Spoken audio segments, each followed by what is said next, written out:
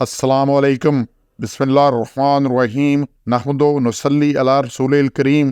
سورہ کہف کے 12 مرکزی موضوعات میں سے ہمارا 8واں مرکزی موضوع جہنم ہے۔ اس کے 4 ضمنی موضوعات ہیں، جس میں سے پہلا ہے کیفیت۔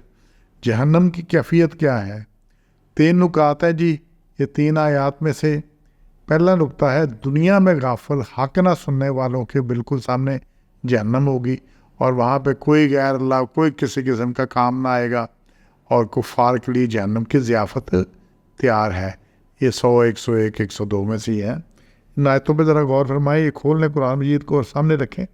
اس میں ہے کہ اللہ نے فرمایا 100 میں اوارزنا جہنم یوم ذل للکافرین عرضا، تو اوارزنا ہم سامنے کر دیں گے۔ عرضنا یہ جیسے عرضی پیش کرتے ہیں نا، میں عرض کر رہا ہوں، میری گزارش ہے جی، پیش کر رہا ہوں، تو عرضی لکھ کے یہ جو ہے نا اسکولوں میں چھٹی کی عرضی، دفتر میں عرضی کیا ہے؟ پیش کرنا، سامنے ہو کے پیش ہونا۔ تو اللہ کہتا ہے جہنم جتنے بھی انکار کرنے والے ہیں اللہ کے احکام کا، ان کے سامنے عرضہ بالکل سامنے ہوگی، عین سامنے آنکھوں گے۔ اور پھر اگلی آیت میں یہ سامنے ہوگی، اور پھر کیا ہوگا؟ 101 میں حاسب اللہ الذین کفروا یتخذوا عبادی، وہ گمان کرتے تھے، حاسب اللہ حساب سے ہے، بڑا حساب لگاتے تھے۔ حساب کیا ہوتا ہے؟ گننا، شمار کرنا، گمان کرنا، یہ ہو جائے گا، وہ ہو جائے گا، کہ کیوں میرے بندوں کو بنا لیں گے میرے سوا کارساز۔ اچھا، جتنے بھی غیر اللہ ہیں، جس کو بھی کسی نے کارساز بنایا، من دون ہی اولیاء، لفظ یہاں اولیاء کا آیا ہے، یہ توجہ کریں۔ یہ اولیاء کا کیا مطلب ہے؟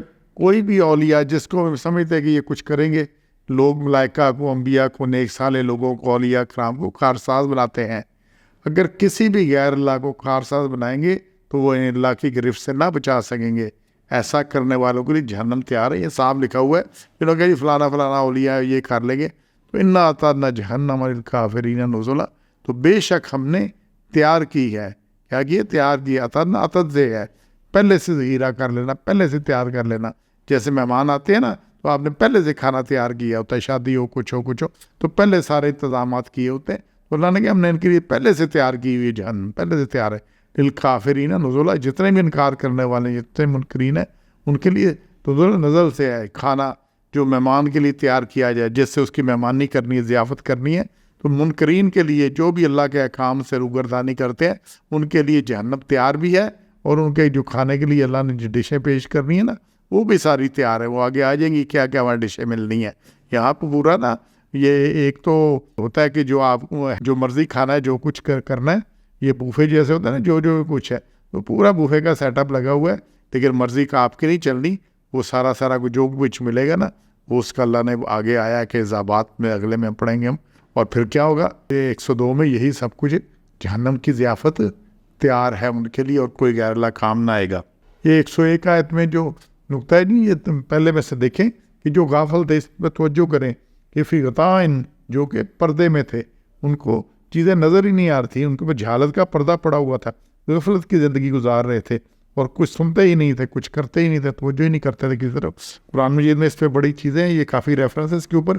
اس کو سب سے پہلے دیکھیں، سورہ مریم کی آیت 39 ہے، اس میں اللہ کہا کہ ان کو ڈرا دو خسرت والے دن سے، جب سب فیصلے ہو جائیں گے، اور وہ جو غفلت میں تھے اور یقین نہیں لاتے تھے، دنیا میں غفلت کا شکار رہے، سارا کچھ ہوتا رہا، اور کوئی یقین نہیں کیا، کوئی چیز مانی نہیں۔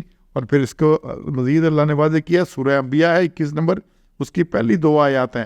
نزدیک آ گیا ہے لوگوں کے حساب کا وقت، اور وہ ہے فی غفلت مورزون، وہ غفلت میں ہی موج کر رہے ہیں، اسی میں لگے ہوئے ہیں۔ اور جب بھی کوئی نصیحت، کوئی حکم پہنچتا ہے ان کے پاس، تو اسے کھیل کود میں گزار دیتے ہیں، اس پر ٹال دیتے ہیں، اس کی طرف توجہ ہی نہیں کرتے۔ ہمارے سامنے کس چیز کا ہمیں نہیں پتہ، اذان ہوئی ہم نہیں اٹھے، اچھا بے ایمانی کا، خرابی کا، جو کوئی نظر کے مسئلے کا، کھانوں کے مسئلے کا، ہر چیز کا پتہ ہے، لیکن دیکھی جائے گی، غفلت کا شکار ہیں۔ اور سورہ یونس کی آیت 7 میں اللہ نے کہا ہے کہ جن کو ہم سے ملنے کی امید نہیں، اور دنیا کی زندگی پر مطمئن ہیں، اور ہمارے احکامات سے، ہماری نشانیوں سے غفلت برتتے ہیں۔ غفلت، جو بھی حکم ہے، جو بھی کچھ ہے، اس سے مسلسل غفلت ہے۔ اور پھر اسی سورہ یونس کے اندر آیت 92 میں اللہ نے کہا کہ فرعون کے انجام سے عبرت حاصل کرو، کہ جو بھی غفلت کر رہے ہیں نا، جس نے بھی غفلت کیا، فرعون کا انجام اس کے لیے بہت بڑی عبرت کی نشانی ہے، عبرت ہے، اس سے سمجھے۔ اور سورہ نحل کی آیت 108 ہے، اس میں اللہ نے کہا اولئک الذین طبع اللہ، ہم مور کر دیتی، انگی کر دی ان کے دلوں پر، قلوبہم، اور ان کے کانوں پر، ان کی آنکھوں پر، اور یہ غفلت میں بے ہوش ہیں، غفلت میں۔